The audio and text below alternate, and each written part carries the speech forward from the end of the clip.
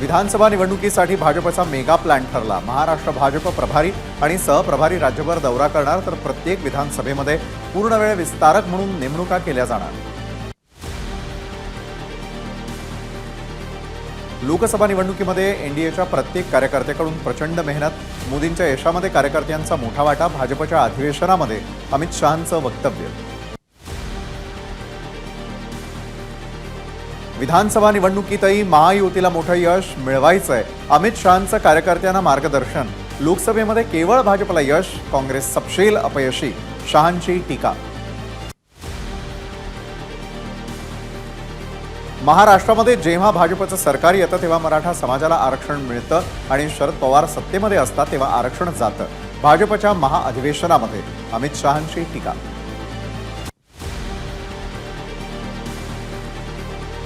शरद पवार हे देशामधल्या भ्रष्टाचारांचे सर्वात मोठे सरदार। महाराष्ट्रामध्ये पवारांनी भ्रष्टाचाराच्या संस्था तयार केल्या। अमित शहांचा पवारांवर हल्लाबोल। शरद पवारांवर टीका केल्याशिवाय हेडलाईन होत नाही आणि पवारांनी केलेल्या देशसेवेमुळे त्यांना पद्मविभूषण पुरस्कार दिला, त्यामुळे भ्रष्टाचारी कोण आहे हे शहांनी सांगावं। सुप्रिया सुळेंची प्रतिक्रिया।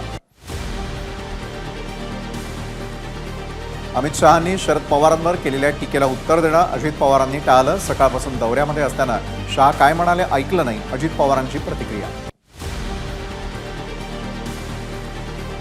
आगामी निवडणुका डोळ्यासमोर ठेवून सत्ताधाऱ्यांकडून शरद पवारांवर टीका।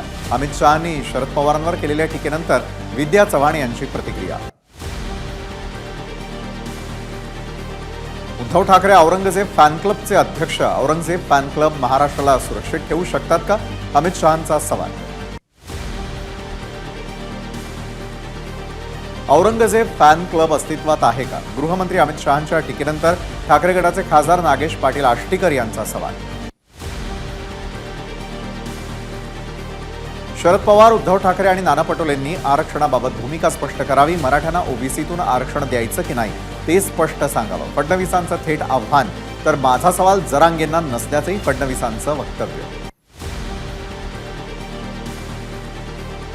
शरद पवार 4 वेळा मुख्यमंत्री होते, मग त्यांनी मराठा आरक्षण का दिलं नाही, फडणवीसांचा सवाल। तर मराठ्यांना ओबीसीतून आरक्षण द्यावं की नाही हे शरद पवार, उद्धव ठाकरे आणि नाना पटोलेंनी सांगावं, फडणवीसांचं वक्तव्य।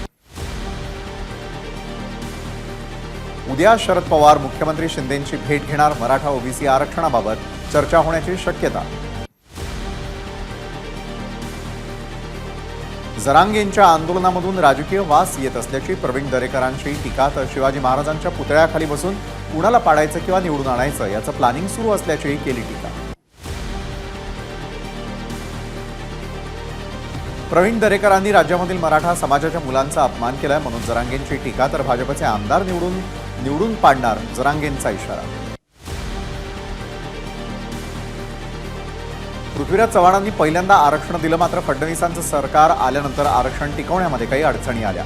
आरक्षणाबाबत शिंदे सरकारनं नागरिकांच्या अपेक्षा पूर्ण केल्या नाहीत, जयंत पाटलांचं वक्तव्य। राष्ट्रवादीशी आपण आधी खूप संघर्ष केला हे खरं आहे, मात्र परिस्थितीनुसार राजकारणामध्ये कधी तह तर कधी सलगी करावी लागते। अजित पवारांशी केलेल्या युतीबाबत फडणवीसांचं वक्तव्य। पुण्यामध्ये भाजपचं महाअधिवेशन, पुढचं सरकार महायुतीचंच असेल, देवेंद्र फडणवीसांनी व्यक्त केला विश्वास। खोट्या नरेटिव्ह विरोधामध्ये लढण्यात कमी पडलो, आता फेक नरेटिव्हला खऱ्या नरेटिव्हला हाणून पाडणार, फडणवीसांचा इशारा। शेतकऱ्यांना वीज मोफत म्हणजे मोफतच, नंतर कुणालाही बिलं पाठवणार नाही। विरोधकांच्या खोट्या आरोपांना बळी पडू नका, देवेंद्र फडणवीसांचं आवाहन। लाडकी बहीण योजना फसवण्यासाठी विरोधकांकडून प्रयत्न सुरू। योजनेसाठी अर्ज भरून घ्यायचे आणि सरकारपर्यंत द्यायचे नाहीत, ही सरकारची रणनीती, देवेंद्र फडणवीसांचा आरोप। शिवरायांना मानणारा प्रत्येक व्यक्ती हिंदू आहे असं आम्ही मानतो, मात्र हल्ली हिंदूंना दहशतवादी म्हटलं जातं। विशाळगडावर शिवप्रेमींना दहशतवादी म्हणण्यात आलं, देवेंद्र फडणवीसांचं वक्तव्य। विशाळगड हिंसाचाराच्या गुन्हेगारांवरती कठोर कारवाई करा, समाजवादी पार्टीचे आमदार रईस शेख यांची राष्ट्रीय अल्पसंख्याक आयोगाला पत्राद्वारे मागणी।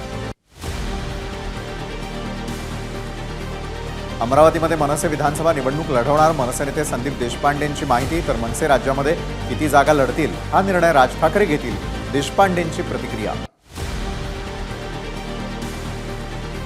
महायुतीमध्ये सध्या महाभारत सुरू. यापुढे काय होतं ते पहा. खोट्या नॅरेटिव्हचे मास्टरमाइंड शहा आणि भाजपच, नाना पटोलेंची टीका. स्वतः कमावलेल्या आणि हिसकावून घेतलेल्या गोष्टींमध्ये फरक असतो. तुम्ही हिसकावून घेतलेलं चिन्ह सुद्धा तुमचे 12 वाजायला 10 मिनिटं शिल्लक असल्याचं दाखवतायत शरदचंद्र पवार पक्षाची अजित पवारांवर टीका. अजित पवारांच्या वाढदिवसानिमित्तानं मीरा भाईंदरमध्ये कार्यकर्त्यांची बॅनरबाजी, भावी मुख्यमंत्री असा उल्लेख. उद्या अजित पवारांचा वाढदिवस. वाढदिवसानिमित्तानं पवारांच्या समर्थकांकडून खास केकवर मुख्यमंत्री पदाच्या शपथेचा उल्लेख. विधानसभेमध्ये एकत्र असलो तरी स्थानिक स्वराज्य संस्थांच्या निवडणुका स्वबळावर लढवणार. पुण्यामध्ये अजित पवारांची मोठी घोषणा.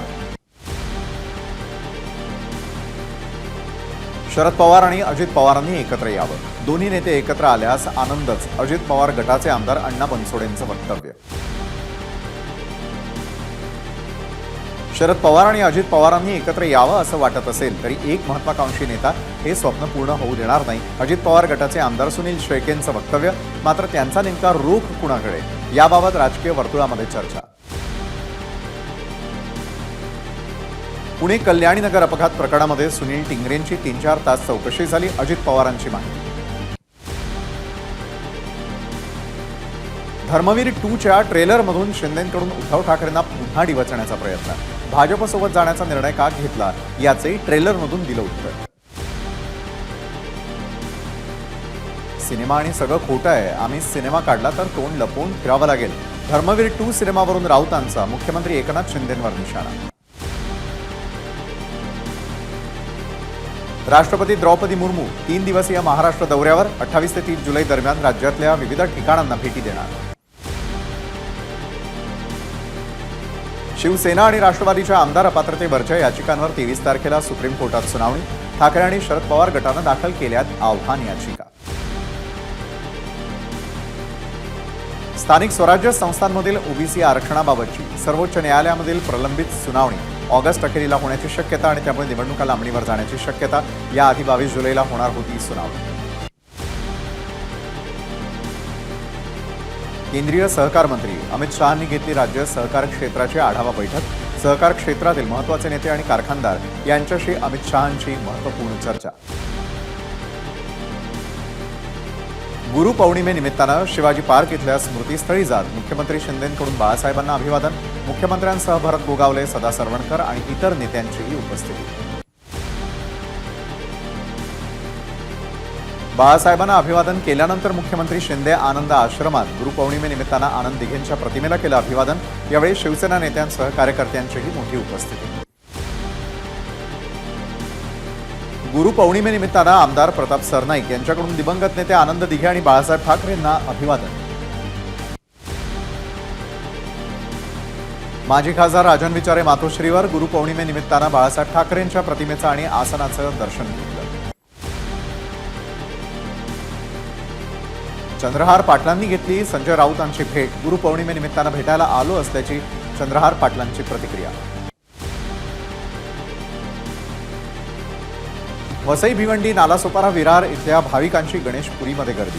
गुरुपौर्णिमेनिमित्तानं नित्यानंद महाराजांच्या पालख्यांसह भाविक दर्शनासाठी गणेशपुरी. सोलापुरात गुरुपौर्णिमेनिमित्तानं 51,000 लाडूंचं वाटप. स्वयं शिक्षा फाउंडेशनच्या माध्यमातून नागरिकांना 51,000 लाडूंचं वाटप. वाघनखांवरून राजकारण होणं हे दुर्दैव. मनसे नेते प्रकाश महाजन यांचा टोला. तर वाघनखांबद्दल शंका का उपस्थित करताय? टिपू सुलतानांच्या तलवारीबद्दल कधी प्रश्न उपस्थित केले का? महाजनांचा सवाल. सांगलीमध्ये प्रतीक पाटलांच्या वाढदिवसानिमित्तानं 10,000 वृक्षारोपणाचा संकल्प. वाळवा तालुका युवक संघटना प्रतीक वृक्षारोपण अभियान राबवणार. जळगावमध्ये भाजप आणि ठाकरे गटाच्या कार्यकर्त्यांचा राष्ट्रवादी शरदचंद्र पवार पक्षात प्रवेश. प्रदेशाध्यक्ष जयंत पाटलांच्या उपस्थितीमध्ये पक्षप्रवेश संपन्न. नागपूरमध्ये आजही पावसाची जोरदार बॅटिंग. अनेकांच्या घरात पाणी शिरलं. धान्य, घरातील साहित्यासह कागदपत्रांचंही नुकसान. तर अयोध्यानगर भागामधल्या नालेला पूर आल्यानं साई मंदिर परिसर पाण्याखाली. चंद्रपूर जिल्ह्यामध्ये पावसाची संततधार. उद्याही मुसळधार पावसाचा अंदाज. त्यामुळे जिल्ह्यातील सर्व शाळा महाविद्यालयांना सुट्टी जाहीर. जिल्हाधिकारी विनय गौडा यांची घोषणा. उद्या भंडारा जिल्ह्यामध्ये अतिमुसळधार पावसाची शक्यता. हवामान विभागाकडून जिल्ह्याला रेड अलर्ट. सर्व शासकीय आणि खासगी शाळा महाविद्यालयांना सुट्टी जाहीर. गेल्या 3 दिवसांपासून सुरू असलेल्या पावसामुळे गडचिरोलीमधील अनेक गावांचा संपर्क तुटला. खबरदारी म्हणून उद्या सर्व शाळा महाविद्यालयांना सुट्टी जाहीर. वर्धा जिल्ह्यामध्ये उद्या पुन्हा पावसाचा येलो अलर्ट. नदी काठावरील गावातील नागरिकांना सतर्क राहण्याचं प्रशासनाचं आवाहन. मुंबई आणि उपनगरांमध्ये येत्या 24 तासात मुसळधार ते अतिमुसळधार पावसाची शक्यता. मुंबई वेधशाळेचा अंदाज. मुंबईतल्या विलेपार्ले पश्चिम परिसरामधील दादाभाई रोड आणि एसवी रोड पाण्याखाली. दोन्ही मार्ग वाहतुकीसाठी बंद. दादर समुद्रकिनारी पावसाचा आनंद घेण्यासाठी मुंबईकरांची गर्दी. नागरिकांना काळजी घेण्याचं आवाहन. अंधेरी पश्चिमेमधील विरादेसाई रोड पाण्याखाली. 2 ते 3 फुटांपर्यंत पाणी साचलं. अनेक गाड्या बंद पडल्या.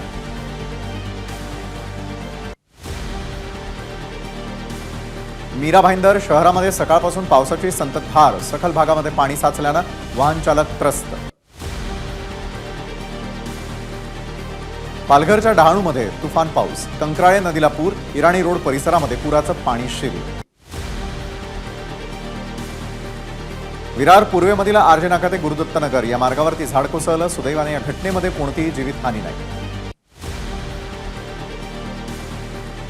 विरार जवळच्या पापडखिंड धरणावरती पर्यटकांची गर्दी. मनाई आदेश असतानाही हुल्लडबाज तरुणांनी धरण क्षेत्रावरती रंगवल्या दारू पार्ट्या. तर काही तरुण पोहण्यासाठी गेल्याचं चित्र. सीबीडीमधल्या डोंगर रांगेमध्ये धबधब्यावरती आलेले पर्यटक अडकले. महापालिका प्रशासन आणि अग्निशमन विभागानं अडकलेल्या पर्यटकांना दोरीच्या साह्यानं बाहेर काढलं. यावेळी आयुक्त कैलाश शिंदेही घटनास्थळी उपस्थित. भिवंडीतील राहनाळा परिसरामध्ये रस्त्याला नदीचं स्वरूप. रस्त्यावरती 1.5 ते 2 फुटांपर्यंत पाणी साचल्यानं वाहनधारकांची पाण्यातून वाट काढताना कसलं. सिंधुदुर्गच्या कणकवली तालुक्यामध्ये मुसळधार पाऊस. वाघोटन नदी इशारा पातळीवर. खारेपाटण गावामध्ये पूरस्थिती निर्माण.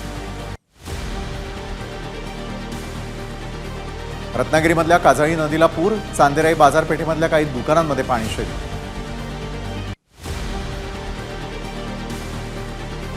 जगबुडी नदीनं ओलांडली धोक्याची पातळी. खेडमधल्या बाजारपेठेमध्ये पुराचं पाणी शिरलं. खेडसह घाट माथ्यावर पावसाचा जोर कायम. रत्नागिरीमध्ये जोरदार पाऊस. काजळी नदीचं पात्र 18 मीटरनं वर. नदीच्या काठावरच्या अनेक भात शेतांमध्ये पाणी. अनेक गावांचा संपर्क तुटला. रत्नागिरीमध्ये जगबुडी आणि नारंगी नदीला पूर. ग्रामीण भागामध्ये जाणारे रस्ते पाण्याखाली. खेडच्या खाडीपट्ट्यामधील 40 गावांचा संपर्क तुटला. जनजीवन विस्कळीत. चिपळूण गुहागर मार्गावरील मिरजोळ भागामध्ये महामार्गावर पाणी. डोंगराहून थेट रस्त्यावरती पावसाचं पाणी आल्यानं वाहतूकही ठप्प. कल्याण डोंबिवली महापालिका हद्दीमधील विठ्ठलवाडी तलाव ओव्हरफ्लो. मात्र तलावात ड्रेनेजचं पाणी सोडलं जात असल्यानं तलावातून वाहणाऱ्या पाण्याचा नागरिकांना त्रास. संगमेश्वरमधील गड नदीला पूर आल्यानं मागजन बाजारपेठेमध्ये पुराचं पाणी. तर मागजन परिसरामधील शेतीही पाण्याखाली गेल्यानं व्यापाऱ्यांसह शेतकरी चिंतित. रायगड जिल्ह्यामध्ये सुरू असलेल्या पावसामुळे रोहा कुंडलिका नदीनं इशारा पातळी ओलांडली. तर महाडमधील सावित्री नदीही इशारा पातळी ओलांडण्याची शक्यता. परिसरामधील नागरिकांना सतर्कतेचा इशारा. रत्नागिरी जवळच्या हातीस गावामधील प्रसिद्ध पीर बाबर शेख मंदिर पाण्याखाली. मंदिरामध्ये जवळपास 5 फूट पाणी साचलं. काजळी नदीचं पाणी मंदिरात शिरलं. कोल्हापूरमधल्या पंचगंगा नदीची इशारा पातळीकडे वाटचाल. जिल्ह्यामधील 84 बंधारे पाण्याखाली. पंचगंगा नदीची शुभम कापसेनं टिपलेली ही खास ड्रोन दृश्य. नांदेड जिल्ह्यामध्ये सुरू असलेल्या संततधार पावसामुळे पैनगंगा नदीवरील सहस्त्रकुंड धबधब्याला अकराळ विक्राळ सुरू. एरवी जूनमध्ये ओसंडून वाहणारा धबधबा यंदा मात्र जुलैत प्रवाहित. परभणीमध्ये सर्वत्र जोरदार पाऊस, अनेक रस्त्यांवर पाणी साचलं. चंद्रपूरच्या ब्रह्मपुरी तालुक्यामधील मालडोंगरीमधील तलाव फुटल्यामुळे धानोली पोहा गावामध्ये पाणीच पाणी. 2 दिवसांपासून सुरू असलेल्या पावसामुळे तलावाच्या पाण्यात मोठी वाढ, शेकडो हेक्टर जमीन पाण्याखाली. चंद्रपूर शहरालगतच्या इरई धरणामधून पाण्याचा विसर्ग 1 फुटावरून आता अर्ध्या फुटावर. मात्र चंद्रपूर गडचांदूर मार्गावरील भोयगाव पूल अद्यापही पाण्याखाली असल्यानं वाहतूक बंद. यवतमाळ जिल्ह्यामध्ये गेल्या 4 दिवसांपासून पावसाचा जोर, तब्बल 1210 हेक्टरवरील पिकांचं नुकसान. नंदुरबार जिल्ह्यामध्ये पावसाळ्यात सातपुड्यामधील नैसर्गिक सौंदर्य बहरलं. सातपुड्यामधील प्रसिद्ध वाल्हेरी धबधब्यावरती पर्यटकांची गर्दी. उंची भरून वाहणाऱ्या धबधबा मुख्य आकर्षण. नागपूर रायपूर राष्ट्रीय महामार्गावर भंडारा शहराजवळील भिलेवाडा ते पलाडी पुलाजवळील रस्त्याचा मलबा कोसळला, त्यामुळे महामार्गावरती मोठ्या अपघाताची शक्यता. गडचिरोलीमध्ये रस्ता वाहून गेल्यानं गरोदर महिलेच्या जेसीबीच्या साह्यानं नेल्याचा व्हिडिओ व्हायरल. संबंधित महिला आणि बाळ दोघेही सुखरूप असल्याची डॉक्टरांची माहिती.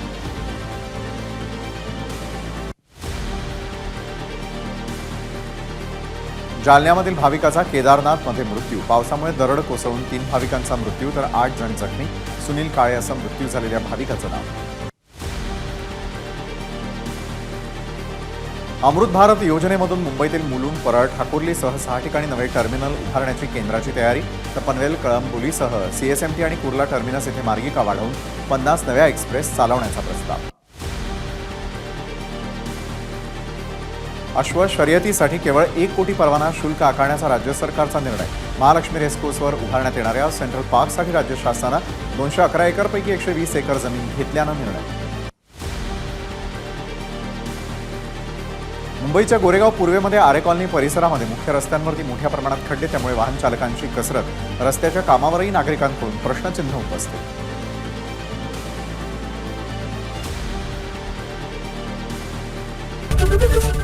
एबीपी माझा, उघडा डोळे बघा नीट.